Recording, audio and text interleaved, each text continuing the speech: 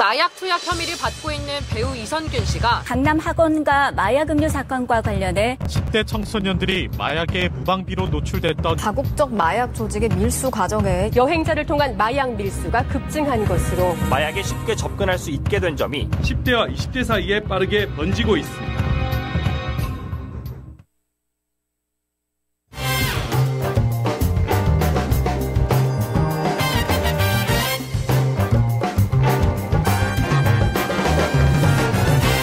네, 오늘은 최근에 굉장히 좀 바쁘신 분을 또 한 번 모셨습니다. 2주 만에 함께 하는데요. 경남경찰청 김대규 마약범죄 수사계장 함께 하도록 하겠습니다. 어서 오십시오. 네, 반갑습니다. 예. 계장님과 2주 전에 저희가 방송했었는데 그 이후에 앞서 보셨겠습니다만 그 연예인의 마약범죄 뉴스가 터졌습니다. 보통 이렇게 헤드라인을 장식하게 되면 아무래도 연예인이 했기 때문에 이슈가 되는데 보통 이거 마약 정말 조심해야겠다. 우리 가까이 있구나. 이런 경각심을 불러일으킬까요? 아니면, 이거 잘못된 호기심으로 키워지는 거 아닌가? 좀 이런 의문들이 많이 늘어납니까? 좀 어떠세요? 현장에서 보실 때? 아무래도 유명 연예인이 되다 보면요. 예. 대중적인 인기가 있기 때문에 개인적인 일탈을 보기는 좀 어렵습니다. 어떤 공인으로서 일탈이 되기 때문에 예. 특히 또 미디어를 자주 접하는 청소년들이 우상이거든요. 연예인들이. 그 우상들이 자기의 우상이 마약을 했다 그러면 굉장히 어떻게 허탈감이라든지 굉장히 박탈감도 있고 또 예를 들어 가지고 검색률이 굉장히 올라가더라고요. 예. 그 연예인에 대한 검색률이 굉장히 올라가는 부분인데 저 생각은 그렇습니다. 물론 그런 호기심도 자극하지만은 또 어떻게 한편으로 또 좋은 방향으로 생각하면 저 유명한 탑을 끊는 어떤 연예인이 마약으로 인해 가지고 몰락하는 과정을 본다 그러면 어떤 청소년들에게 경각심도 주지 않겠나. 그 양면이 있다고 저는 생각합니다. 예. 계장님과 대화를 위해서 저도 포털에 검색을 하고 준비를 하는데 계속 마약을 검색하다 보니까 이제 단어를 검색하다 보니까 머리가 너무 아프더라고요. 네. 예, 이것만으로도 머리가 아팠는데. 지금 예를 들어 가지고 우리가 보통 일반적인 사건을 검색하게 되면 마약 사건을 검색하면 이름을 이렇게 유명 연예인 이름을 검색에 들어가지 않습니까? 들어가게 되면 그 이후에 이제 청소년들은 뭐 텔레그램이라든지 유튜브 같은데 틱톡 같은 데서는 어떤 이런 알고리즘 때문에 마약 이야기가 계속 흘러들어옵니다. 그렇죠. 그 검색이 끝나치더라도 계속적인 마약 이야기를 접할 수밖에 없을 뿐더러 또 구체적으로 그 연예인이 투약했던 마약 이름을 치게 되면 심지어는 마약 판매 방법이라든지 구매 방법, 그게 엮일 수도 있는 제조 방법까지도 이렇게 연결될 수 있는 그 아주 위험한 그런 구조가 되어 있죠. 보통 이제 그 성인들 같은 경우에는 흔히 말하는 지라시 같은 거 있지 않습니까? 그걸로 일단은 이런 일이 있었대, 이런 일이 좀 터질 건가 봐, 이런 추측들을 많이 하곤 하는데 이번 그 배우 이선균 씨 같은 경우에는 흔히 말하는 그 지라시 통해서 수사 전 단계인 내사 중이었는데 어찌 보면 더 노출이 되지 않았습니까? 미리. 맞습니다. 이런 경우가 좀 흔한 케이스입니까? 거의 흔치 않죠. 저희들이 경찰 단계, 내사 단계에서 제가 뭐 내사 단계에서 이렇게 어떤 자료가 흘러나온다는 거는 저는 제가 판단이 그렇습니다. 제가 이 사건에 직접 수사에 관여를 하지 않았기 때문에 정확한 저는 알 수는 없지만은 제가 수사한 경험의 추측건데 내사 단계에 들어가기 전까지는 수많은 사람의 조사가 이루어집니다. 예를 들어 가지고 이번에 그 구속됐던 A 씨라든지 주변 참고인들에 대한 조사가 많이 이루어집니다. 실제 그 과정에서 그 변호인 과정에서 흘러나왔을 가능성도 이게 배제할 수 없는 그런 상황입니다. 예.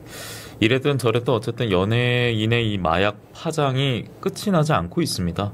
지금이 끝이 아니라 분명 끝이 아닐 것이다. 앞으로도 계속 나올 것이다. 이런 우려가 더해지고 있는데 이런 연예계에 부는 마약 파장은 이유가 뭐라고 보세요?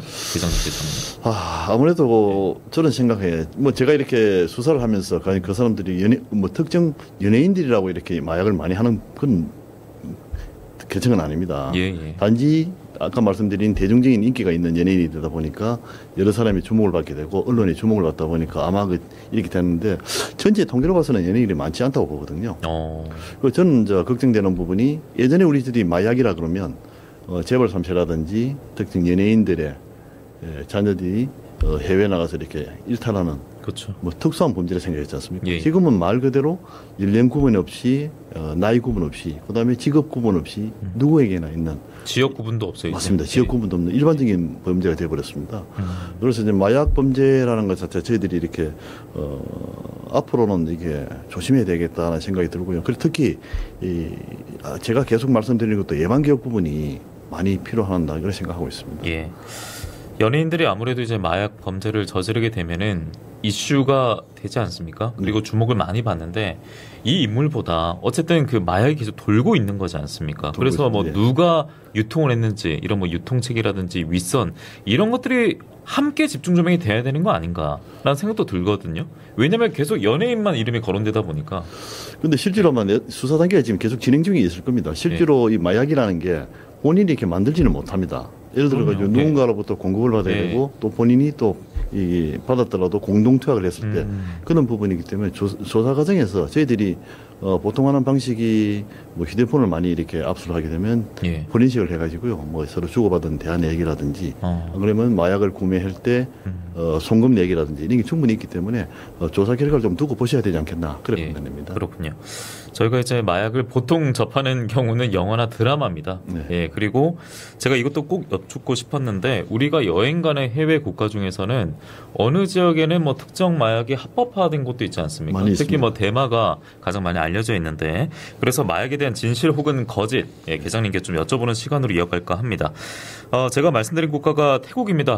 우리나라 국민들이 또 가장 많이 가는 국가 중 한 곳인데 태국은 대마가 또 합법화가 됐어요. 맞습니다. 예, 된 지는 얼마 안 됐는데 됐기 때문에 저도 올해 가봤거든요. 가니까 대마 편의점처럼 아주 깔끔하게 잘 해놨어요. 이 점포만 보면요. 놀라웠던 거는 한글로도 적혀 있습니다. 예, 대마 이렇게 적혀 있고 그 계장님과 저희가 방송 전에 잠시 대화를 나눴는데 요즘 유기농도 적혀 있다고. 맞습니다. 예. 그런 건 저도 그 간판을 본 적이 있습니다. 야, 그런데 그 어쩔 수 없이가 아니라 그런 경우 있지 않습니까? 술을 많이 취해가지고 정신을 잠시 잃었는데 그때 그냥 홧김에 한 거예요. 그러면 범법행위지 않습니까? 맞습니다. 음란한 그 마약 투약 행위죠. 예. 그리고 음식에도 들어가 있는데 그걸 먹어도 역시나 범법행위인 거죠. 근데 이제 보통 저희들이 마약 사범이라 그러면요 고의성을 가지고 이렇게 투약을 한 부분을 가지고 지금 이렇게 입증을 하는 부분인데 고의성을 가지고 예 맞습니다. 예를 들어 가지고 보통 제가 이렇게 태국에 이야기 듣기로는 식당에 가게 되면 입구에 대마 입 모양을 그려져 있어요. 여기는 이 식당은 대마를 가지고 요리하는 식당이다. 그런 분명히 표식이 되어 있고요. 메뉴판에도 대마가 들어가는 음식이라는 표식이 있기 때문에 본인이 설령 모르고 투약했다 치더라도 난 조사 과정에 본인은 고의가 아니었다는 입증하기가 쉽지는 않을 겁니다. 그런 부분을 좀 고려하셔야 될 것 같습니다. 네, 보통 그 초록색 입 모양이 그려져 있습니다. 카바니스라고 적혀 있고 절대 건드리면 안 되겠고요. 만약에 그 어느 공간에 만약에 대마를 많이 피는 그런 뭐 술집이라든지 그런 공간이 있는데 거기 만약 오랫동안 본인은 하지 않았는데 앉아 있어요. 간접적으로 좀 흡입을 할 수도 있지 않습니까? 맞습니다. 그것도 한강에 올 수가 있습니다. 그래서 만약에 입국했다가 걸리면 그것도 걸리는 거죠? 그거는 그 정도 같으면요. 간접흡입은 보통 이렇게 집에서 가족 대마를 투약하는 대마초를 투약하는 누군가가 있으면 가족들이 간접흡입을 하게 됩니다. 그런 경우도 이렇게 약간의 어떤 한각이 있을 수가 있는데 실제로 그걸 저희들이 수사 과정에서 이렇게 조사하고 그다음에 간이 시약 검사를 거쳐서 입증이 되지 않기 때문에 그거는 뭐 저희들이 처벌까지는 가지 않다고 하고 있습니다. 이 대마 같은 경우에는 검사를 할 때 그 피는 거니까 뭐 주사 자국이라든지 뭐 이런 걸 발견할 수는 없지 않습니까? 뭐 어떤 검사 키트가 있는 거예요? 저희들이 간이시약기라 해가지고요. 아큐샤인이라는 검사기가 있습니다. 그 소변을 받아서 이렇게 일정 시약을 검사를 하게 되면요. 저희들 코로나 하실 때 시약기 보셨죠? 그렇죠. 그거 똑같습니다. 그랑 똑같이 소변을 받아서 저희들이 근데 저희들이 소변을 갖다가 임의로 받지는 못합니다. 반드시 어떤 누군가가 마약을 투약했다. 그러면 저희들이 그 법원을 통해서 영장을 받아가지고 그 소변이라든지 모발을 이렇게 압수를 합니다. 그래서 검사를 하고 이번에 연예인도 소변과 모발 검사를 했다는 그게 그런 경우입니다. 앞서 임의로 할 수 없다라는 말씀은 지나가는 사람 붙잡고 아무나 이렇게 할 수 없다라는 거죠. 본인이 동의 없이는 절대 받을 수가 없습니다. 그럼 누군가의 또 신고가 뒤따라야 보통 할 수 있겠네요. 신고를 누군가가 저기 마약을 했다든지 그러면 저희들이 또 수사 과정에 예를 들어가지고 A라는 텔레그램을 통해서 어떤 B가 마약을 구매했다는 흔적이 있으면 저희들이 그 근거로 해서 법원에다가 이 친구는 여기서 마약을 구매한 흔적이 있고 투약한 우려가 있다. 그렇기 때문에 조사를 하겠다. 그러면 소변과 모발에 대한 압수영장이 발부됩니다. 그렇군요. 좀 간이 검사로 갔다가 또 정밀 검사로 이어질 수 있다라는 말씀입니다. 최근 그 대마 신고가 들어왔는데 3달 지나고 시로 채취해서 논란이 되는 케이스도 있었고요. 그리고 혐의를 받는 연예인 같은 경우에는 이제 지라시가 먼저 돌고 내사 중이었는데 그러고 이제 소환을 받고 출석을 하고 조사를 받고 이러면 시간이 계속 흐르지 않습니까? 맞습니다. 그동안 했던 그 마약이 몸에서 다 빠지는 거 아니에요? 저는 이런 걱정도 들더라고요. 걱정이 맞습니다. 더 신속하게 빨리빨리 해야 되는 거 아니에요? 저희들하고도 똑같은 걱정입니다. 저희들도 실제로 빨리 어떤 수사가 착수됐을 때 빨리 신속하게 특정 그 기간이 있습니다. 제가 이렇게 수사 기법에 대해서 이렇게 방송에서 말씀드리긴 좀 어려운 부분이 있지만은 최근에 했던 부분은 소변에서 충분히 검출이 되고요. 또 이전 건은 모발에서 한 1년 가까이 이렇게 확인이 될 수가 있습니다. 아, 그러면 모발 검사를 하게 되면은 최근 한 1년 정도 기간 놓고 봤을 때 이 사람이 했는지. 네, 그렇습니다. 뭐 특정 시점 이런 것도 알 수 있어요? 그렇죠.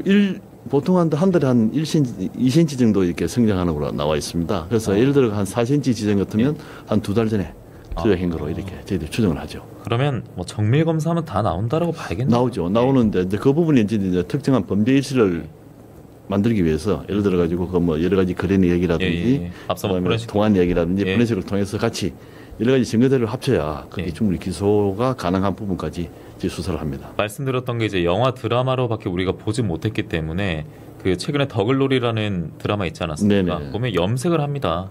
뭐 털을 다 미는 경우도 어떤 드라마에서 보기도 했던 거 많이 같고. 나오죠, 그죠? 그래봤자 다 걸리겠네요. 일부는 그런 부분이 뭐 저희도 수사에 영향을 받을 수 있지만은 또 일부는 또 그 부분이 검출되는 여러 가지 부분이 있습니다. 특히 예를 들어 가지고 모발이 아니더라도 우리 인체에 보면 채모가 많이 있습니다.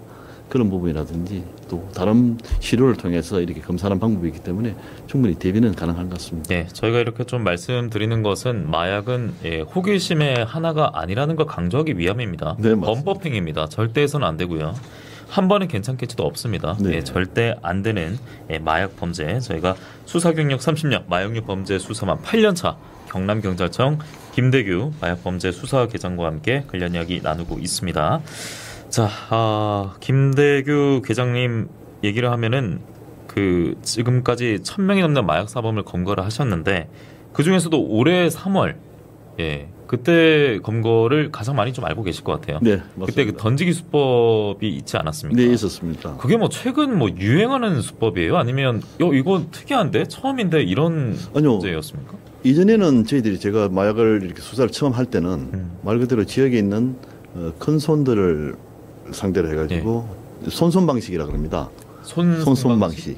예를 들면 마약을 전해주면 손으로 또 받고 또 돈을 마약 대금을 건네는 이런 방식이 손손 방식이었는데 그거는 철저한 대면 방식이죠. 그런데 지금은 철저한 비대면입니다. 완전 익명성도 보장되지 않습니까? 그렇죠.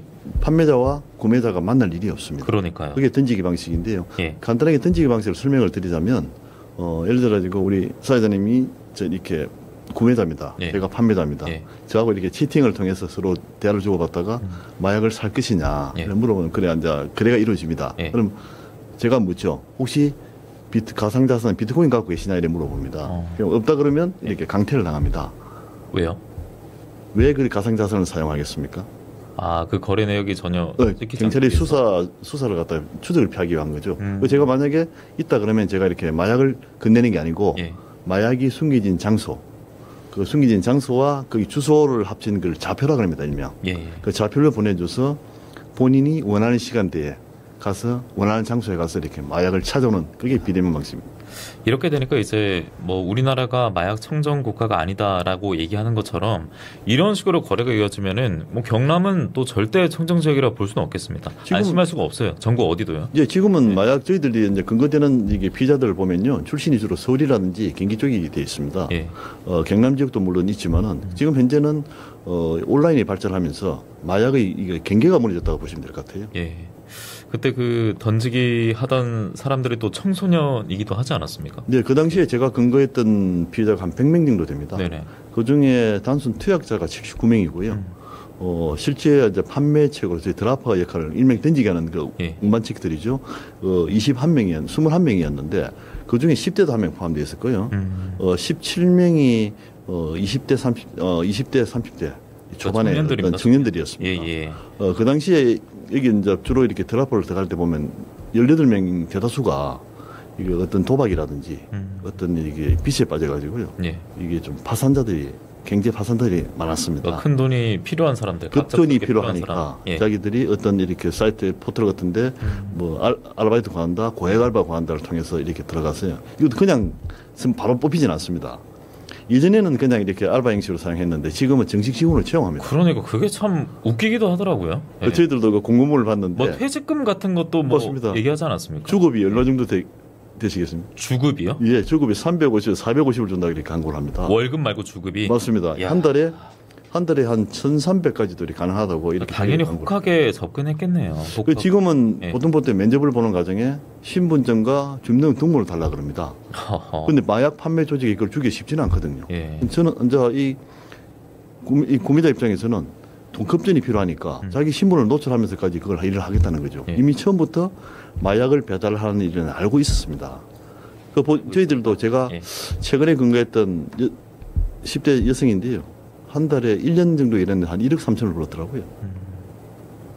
또 그다음에 근거되는 가정에서 보면 이렇게 애들이 적립금 명목으로 이렇게 돈을 20%를 갖다 이렇게 적립을 했답니다. 예. 왜 그러냐니까 퇴직금. 그 퇴직금을 적립하고 그리고 또 경찰에서 근거되게 되면 변호사 비용. 아유 대단하다. 그리고 또 교도소 들어갔을 때 영시금을 주겠다 해서 아하. 한 20% 남기고요. 근데 안 줬다고 알고 있는데. 일부는 안 주고 일부 또 일을 잘하는 친구들은 받은 친구도 있습니다. 그 중에서 우수상. 네, 맞습니다. 그러니까 처음에 뽑을 때 바로 이렇게 선발하지는 않습니다. 일정한 한 10일 정도 수습 기간을 갔습니다. 수습 기간 동안에 뭐 설탕이라든지 소금 등을 이용해 가지고 예. 사전에 던지기 하는 모습을 보고 좀 이렇게 훈련시키고 그렇게 정식 직원으로 채용한다고 그렇게 나와 있습니다. 그러니까 참 이거 가볍게 말하기도 하고 좀 웃으면서 말하는데 정말 이게 놀랍지 않은 게 이제는 좀 정상적이지 않은 상황이다 이런 생각이 듭니다. 지금 예. 국내에서 이루어지는 모든 마약 유통이 그런 식으로 지금 이루어지고 있다고 보시면 됩니다. 아니 그런데 이렇게 수법도 다양해지고 마약도 이제 뭐 예전에 우리가 생각하는 그런 마약뿐만 아니라 신종 마약도 많이 나오지 않습니까? 많이 나옵니다. 그럼 그에 따라서 계속 이제 수사 기법도 진화를 해야 될 거고 어려우시겠네요. 뭐 텔레그램, SNS 이렇게 또 온라인 쪽으로 빠져버리니까 공부하시기도 힘드실 것 같고. 지금 마약 관련 범죄를 갖다 요약하면요, 예. 온라인과 가상자산 그리고 이 던지기가 결합된 하나의 굉장히 진화된 이렇게 마약 수법이거든요. 예. 저희들 예를 들어 가지고 저희들은 어렵게 판매책을 근거해서 구술시키면 근거된 수사 기법이라든지 근거 기법이 그대로 노출됩니다. 그렇죠. 오답 노트가 되겠네요. 자기들끼리 이제 예. 공유가 돼가지고요. 예. 다음에 절대 안 잡힌다는데 또 저희들이 가만히 있지 않지 않습니까? 그래서 또 수사 기법을 새로 연구하고 개발해가지고 그걸 또 접목하고 대표적인 사례가 저희 전국 경찰청에 그 다크웹 가상자산 전문 수사팀을 이렇게 만들었습니다. 예. 저 경남청에 제가 같이 근무하는 직원들이 3개 팀이 있는데요. 예. 그 중에 한 개 팀이 다크웹 전문 수사팀입니다. 거기 보면 일선 4기업에서 예. 네트워크라든지 일반적 업무를 온라인 업무를 하던 사람들을 특별 채용해가지고 같이 이렇게 업무를 병행하고 있습니다. 정부가 이제 마약과의 전쟁을 앞서 선포를 했기 때문에 그리고 최근에 또 연예인 이 마약 범죄까지 불거지면서 국민들의 관심이 많습니다. 예, 경계심도 높아지고 있는데 경남 경찰청이 그렇다면은 이 상황에서 어떤 뭐 지원을 받는다. 이 마약 범죄를 수사를 더 잘하기 위해서 예. 뭐 현실적으로 좀 어떤 게 좀 더 필요하다고 보세요? 다 지원을 해준다고 한다면 지금 현재는 뭐 저희들 현재 범위 내에서 열심히 하고 있는데 예. 아무래도 인원이 좀 인원도 필요하고 실제로 또 문제가 제일 급한 게 아까 제가 말씀드린 저희들이 근거되는 마약 사범들이 서울이나 경기, 인천 쪽에 많이 있습니다. 예. 한번 출장 가면 보통 장기간 한 2, 3일씩 어떤 때 일주일씩 이렇게 체류가 내려옵니다. 예. 아무래도 그 체력비 수사비가 많이 들다 보니까 그러니까, 그런 에러집이 좀 많이 따르죠. 몇 분이서 움직이는 거예요? 저 포함해서 현재 경남에 16명이 있습니다. 그럼 16명이 일단은 경남만 하더라도 일단 다 움직이시는 거예요? 16명이서만? 16명이 전국을 다니죠. 그리고 또 전국까지? 예, 맞습니다. 너무 부족하네요. 네, 맞습니다. 예, 직접 뛰어보지 못했습니다만. 야, 갈수록 진흥화되고 있고 또 진화하고 있는 마약 범죄 참 오랜 전쟁인데 여전히 이어지고 있고 또 반드시 이겨내야 되지 않겠습니까? 맞습니다. 반드시 승리할 거고요. 직접 이제 관련해서 말씀 한 번 더 강조를 해주시면서 오늘 마무리하도록 하겠습니다. 예. 그 마약이라는 건데 뭐 처음부터 이게 손 안 대게 하는 방법이 제일 좋습니다. 저도 지금 이렇게 마약을 단속을 해보지만은 어떻게 보면 본인들도 끊고 싶어서 이렇게 갈망을 갖고 있는데도 쉽지 않다는 게 보면 정말 이 끊기 힘든 마약인 것 같습니다. 그렇지만은 저희들도 여기서도 마약 사범을 끊는 게 쉽지는 않습니다. 제가 전에 말씀드린 대표적인 숨어있는 암수범죄거든요. 예. 그 암수범죄를 갖다 저희들이 적발하고 하는 과정도 힘들지만은 그래서 저희들은 제가 항상 주장하는 그렇습니다. 이 마약 사업을 줄이기 위해서는 세 가지가 같이 병행돼야 된다 봅니다. 대표적인 게 그 청소년 상대 예방 교육과 예. 그리고 경찰에서 하는 강력한 단속 그리고 마약을 투약했던 마약 사범들에 대한 신속한 사회 복귀 이 세 가지가 같이 이루어져서 한다면 깨끗한 사회가 되지 않겠나 그렇게 생각합니다. 앞으로 또 계장님께서 더욱더 힘써 주셔야 될 대목이 아닐까 싶습니다. 경남경찰청 김대규 계장과 함께했습니다. 오늘 고맙습니다. 네, 감사합니다. 예.